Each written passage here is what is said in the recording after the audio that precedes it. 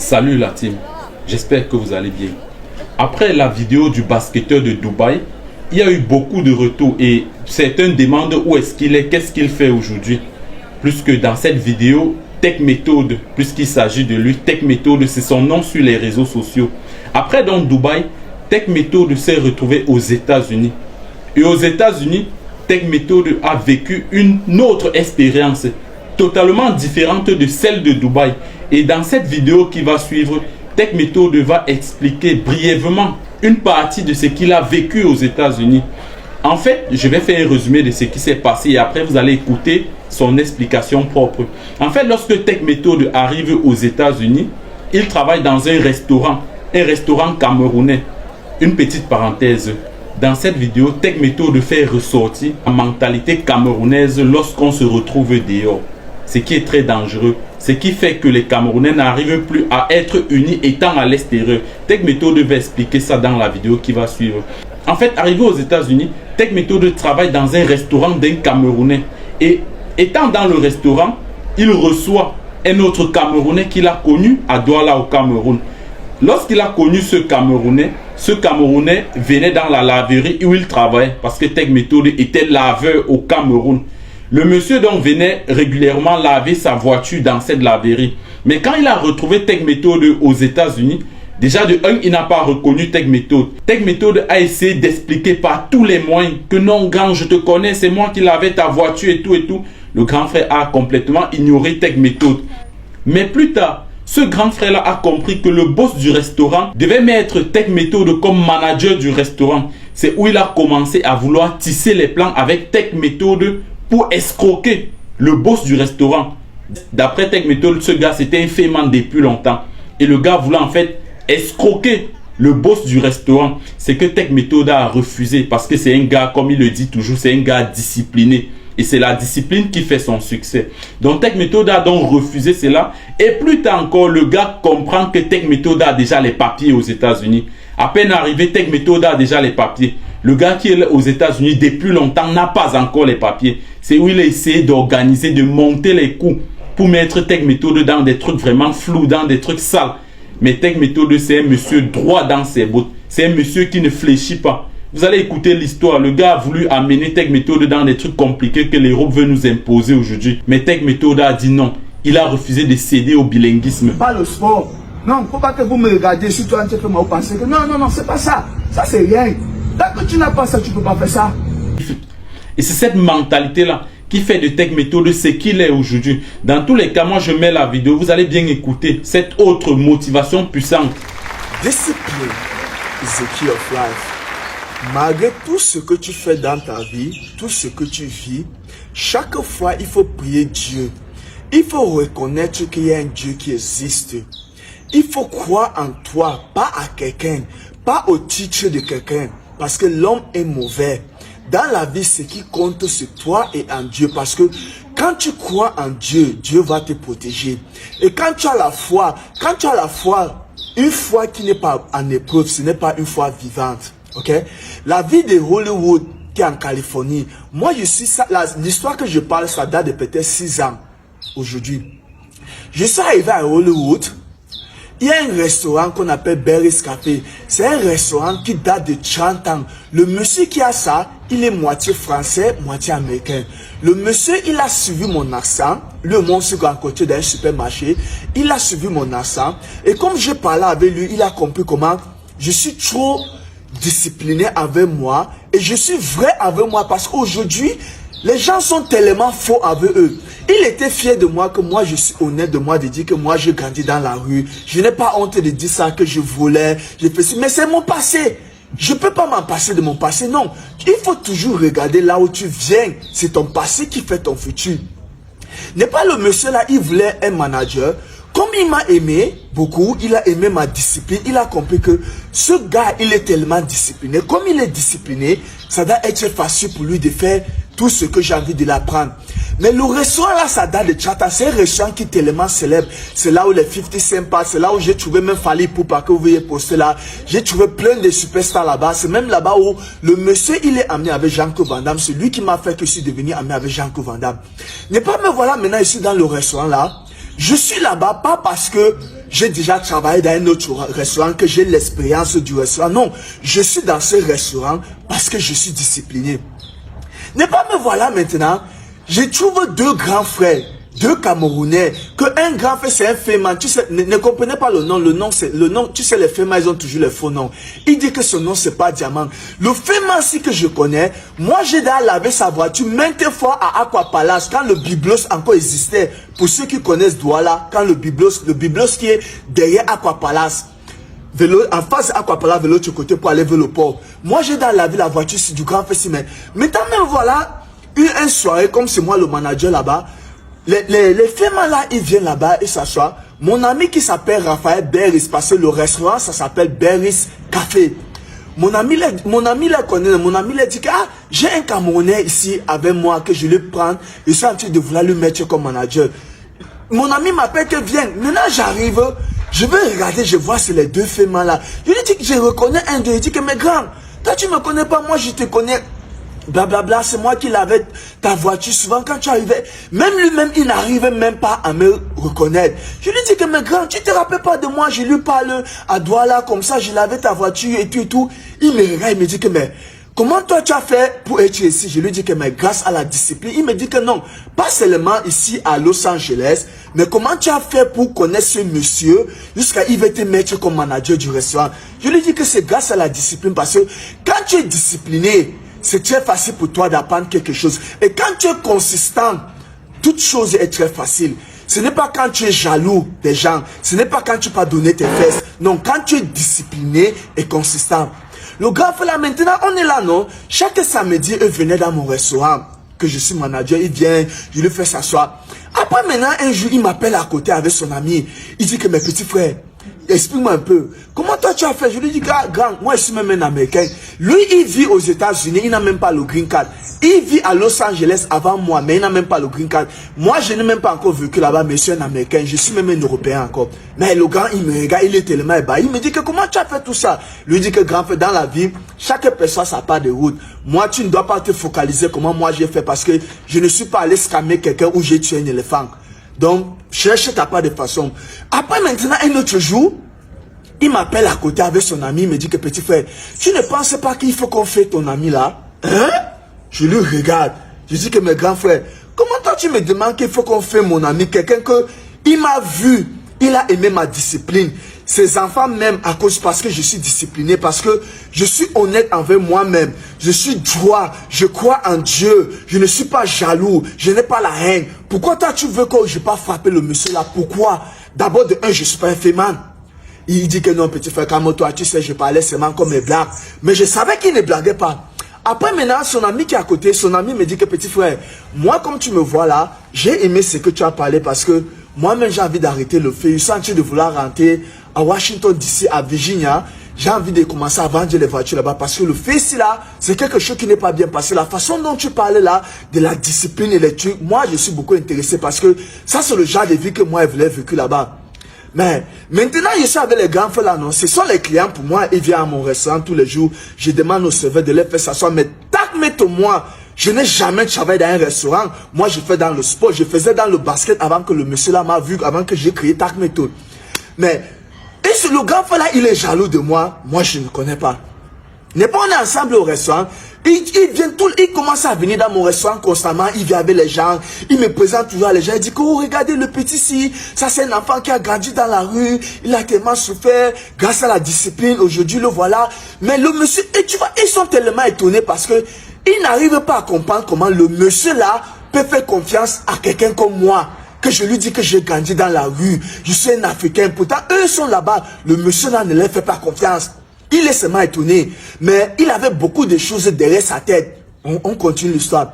Après maintenant, ça fait même peut-être 4-3 mois. Moi, j'ai voyagé, je suis allé au Sénégal. Je suis allé à les vacances au Sénégal. J'ai passé peut-être 3 mois au Sénégal. Je rentre maintenant aux États-Unis parce que nous tous, moi j'habite à Hollywood. J'habite au cœur de Los Angeles. J'habite en pleine ville. Maintenant, moi, je rentre en ville. Je descends de l'aéroport. J'étais en train d'aller au parking pour là où j'ai payé pour gagner ma voiture, pour aller prendre ma voiture. J'allume mon téléphone. Le premier message que je vois dans mon téléphone, c'est le message du grand frère là. Il me demande, ah petit frère, c'est comment? moi je suis passé dans ton restaurant, j'étais cherché, fatigué, blablabla, je t'ai pas vu. Ah, moi je lui ai répondu qu'à grand, moi j'avais pris les vacances, moi je suis allé au Sénégal. Je viens comme ça du rentier du Sénégal parce que c'est en train de promoter mon tac méthode. Comme vous me voyez, je voyage partout dans le monde. Il me dit qu'en bon, il dit c'est vrai. Maintenant je rentre à la maison. Je suis en train d'aller à Sunset Boulevard. Maintenant, je m'en vais à Sunset, je m'en vais derrière un petit mall, je garde ma voiture là-bas, je partais pour voir un de mes amis qui travaille là-bas. Je suis en train de passer devant un salon de coiffure. J'attends quelqu'un m'appelle. Tac méthode, je regarde, mais c'est le grand fait là. Il me dit, mais c'est comment toi tu es rentré, tu n'as pas vu mon message, tu ne m'as pas appelé. Je lui dis qu'à grand, moi, il vient de rentrer tout, rien qu'aujourd'hui que je suis rentré. Je viens tous de sortir comme ça de chez moi. Toi, Sunset ici, c'est le premier endroit qui vient d'arriver. Il me dit, il me dit que viens, ça c'est mon salon de quoi? De coiffure que j'ai ouvert, c'est tout un grand salon de coiffure. Il me dit oui, il me dit qu'en plus même, j'habite tout cela à 0 pas d'ici et il était là presque 18 h. Il me dit que bon, moi-même je suis en train de rentrer à la maison, ça te dirait que tu viens, tu peux avoir le chez moi. Comme je suis tout seul à côté, mais si tu veux, on peut manger ensemble, comme il a presque 18 h. Je lui dis qu'à grand, il n'y a pas de problème, comme toi tu habites ça à côté. Je reste un peu dans son salon avec lui, on cause un peu, on cause et tout et tout. Après maintenant, il m'amène chez lui, bam, on arrive chez lui. Ah, je suis d'abord impressionné. La maison qu'on entre dedans, c'est une maison qui coûte au moins 30 millions de dollars. Et ce grand frère-là que moi je connais, il n'a pas cet argent pour acheter ces voitures. Parce que, écoutez, dans la vie, quand tu marches, quand tu regardes les choses, faut pas seulement regarder, il faut prêter attention. Parce qu'aujourd'hui, vous bavardez seulement. Et je vais vous donner un conseil. Ça ne sert à rien d'être un lion derrière le téléphone. Il n'y a pas la vie derrière le téléphone. Donc si tu es jaloux derrière les réseaux sociaux, ça n'a pas de sens. La vie, elle est réelle. Crois en toi et en Dieu. Sois discipliné, comme ça Dieu te bénit. Parce que la promotion, ça vient de Dieu, pas de l'homme. Donc si tu es jaloux de quelqu'un qui travaille tous les jours, qui croit en Dieu, il faut comprendre que Dieu va prendre ta jalousie là pour le promouvoir. Comme ça, d'autres gens vont voir comment Dieu il est puissant. Et que c'est très important dans la vie d'être discipliné. Bon, maintenant on entre dans la maison du grand frère là, toute une grande maison. Il y a au moins plus de 6 voitures au parking qui coûtent presque plus de 1 500 000 dollars. Et moi je connais que ce grand frère n'a pas cet argent pour acheter ces voitures là. Mais je suis avec lui, non? Moi j'ai confiance en moi. Je suis un homme. Moi, j'ai confiance en moi. Je marche avec ma foi. Et quand la foi, si tu dis que tu as la foi, tu pars à l'église et prier, après tu restes à la maison, tu t'enfermes, ça c'est pas la foi. Ta foi doit être en épreuve. Parce que c'est là où Dieu montre qu'il est fort. Donc si tu bavardes seulement, tu n'as pas la foi.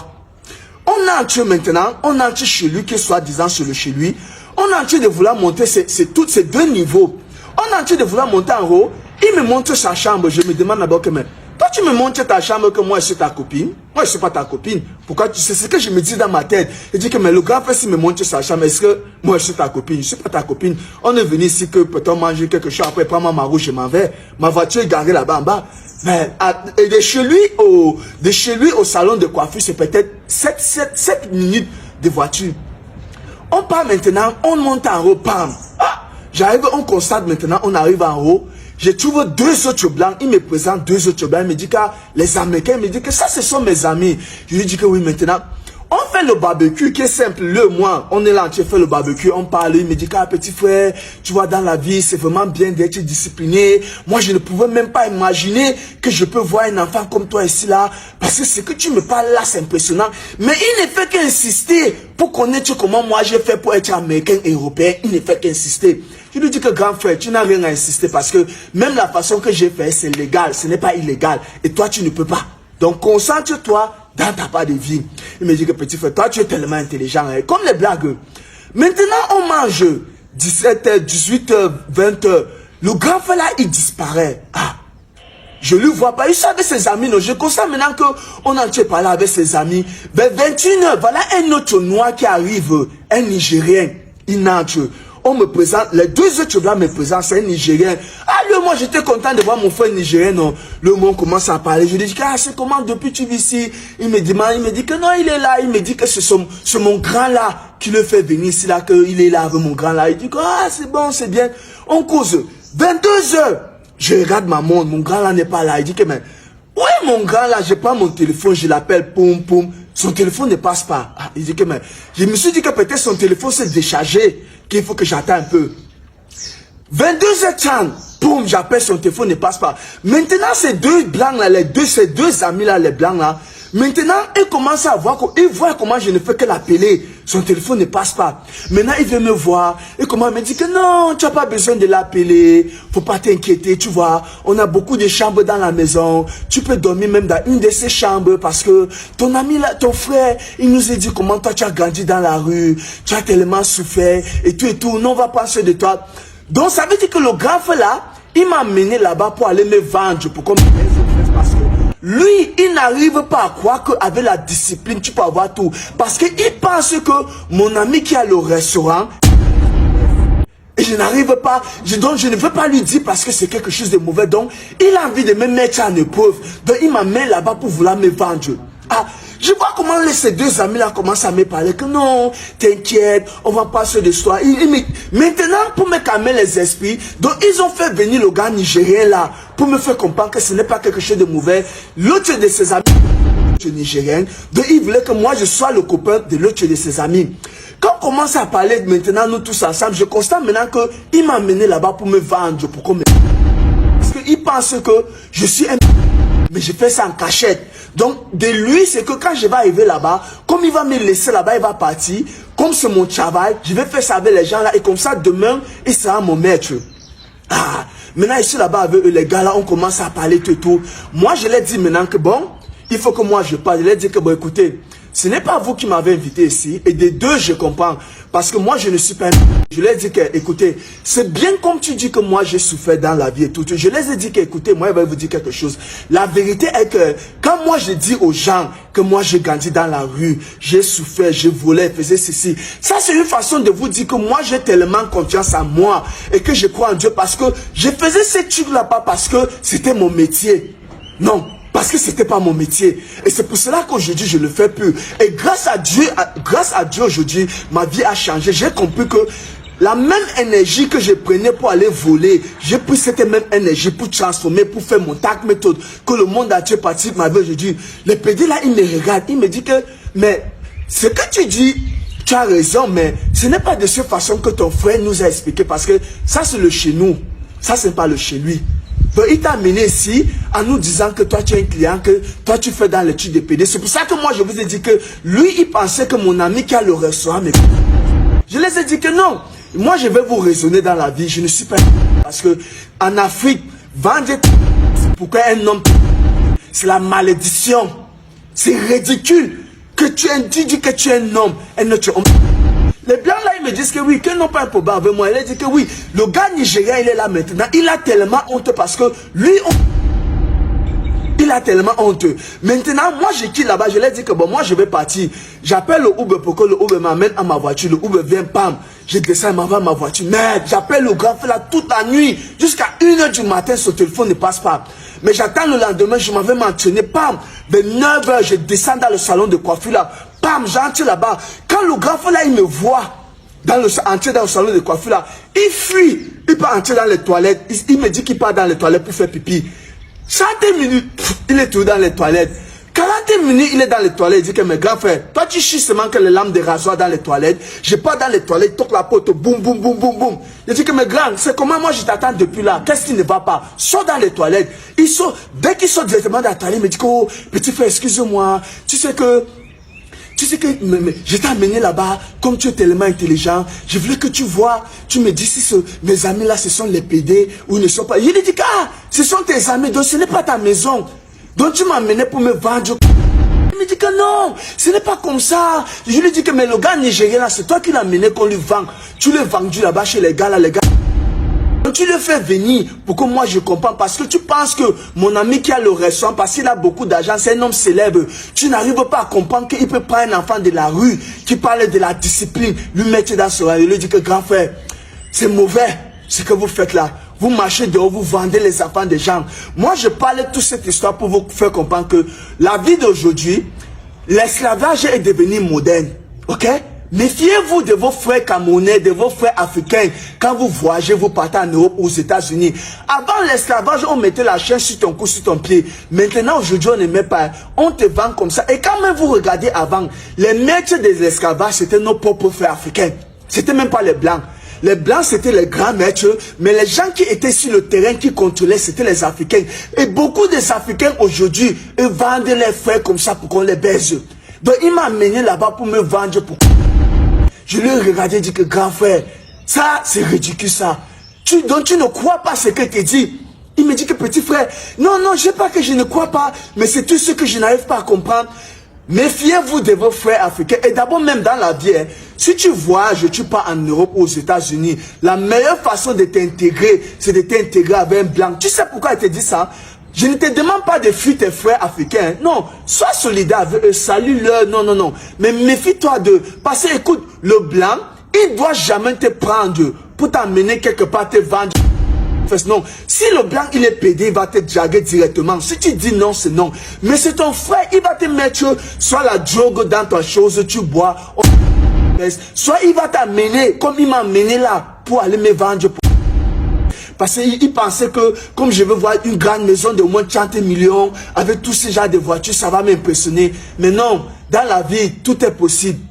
Mais ce qui est plus important, rappelle-toi toujours, dans les villes, il y a beaucoup de mauvaises choses. Donc avant que tu ne quittes de chez toi pour aller en ville, ne cours pas après l'argent. Cours après la discipline et tes rêves. Comprends que quand tu arrives là-bas, ça ne doit pas être facile, mais pas impossible. Sois patient et travaille. Crois en Dieu. Prie Dieu tous les jours. Ne crois pas à un Africain. Si tu trouves un Africain là-bas, même s'il vit là-bas depuis 20 ans, méfie-toi de lui parce que plein d'eux vivent là-bas depuis les années comme ça parce qu'ils font beaucoup de mauvaises choses. Ils font beaucoup de mauvaises choses. Ils gardent beaucoup des enfants des Africains. Des enfants des gens. Faut vous méfier des Africains. Moi, je ne marche pas avec les Africains. Jamais de la vie. En Europe, aux États-Unis, pas avec les Africains. Pour aller où? Quand ils voient, oh bonjour, bonsoir, tu prends ta route, je prends ma route. Parce que l'homme est mauvais. L'homme est mauvais dans la vie. Surtout tes propres frères africains. Ils sont trop jaloux. Quand ils arrivent là-bas, le système entre dans les cerveaux et deviennent très jaloux. Méfiez-vous. Avant de quitter chez vous, croyez en vous. Comprenez que c'est la promotion, ça vient de Dieu. Donc si tu n'es pas jaloux de toi, si tu es vrai, parce que quand on parle de ne pas être jaloux, parce que tu peux être jaloux de moi. Si tu es jaloux de moi, que moi je suis discipliné, je suis consistant, tu m'insultes, je fais quelque chose d'opposé de ce que toi tu parles. Dieu va prendre ça pour me bénir. Ça c'est la vérité de la vie. Aujourd'hui le gars là, il ne peut même plus passer là-bas au restaurant là. Il a honte. Quand il me voit, je l'insulte. C'est un chien, c'est un connard. Quand il me voit, il ne peut même pas passer à côté de moi. Parce que c'est un mauvais, c'est un démon. Et je lui dis que le jour que le monde va se retrouver au Cameroun, je vais lui montrer qui je suis. Discipline is the key of life. Not jealousy on social media. Not fake shit protein. The discipline of the mindset. Let's go. Dis donc. Ça c'est le vrai jus. Le gingembre. La canne à sucre, le citron, tout ça c'est naturel. Tu n'as pas besoin de produits chimiques pour avoir les muscles. C'est que les conneries, tout ça. Tu n'as pas besoin d'aller en Europe pour te donner de l'argent. C'est ridicule.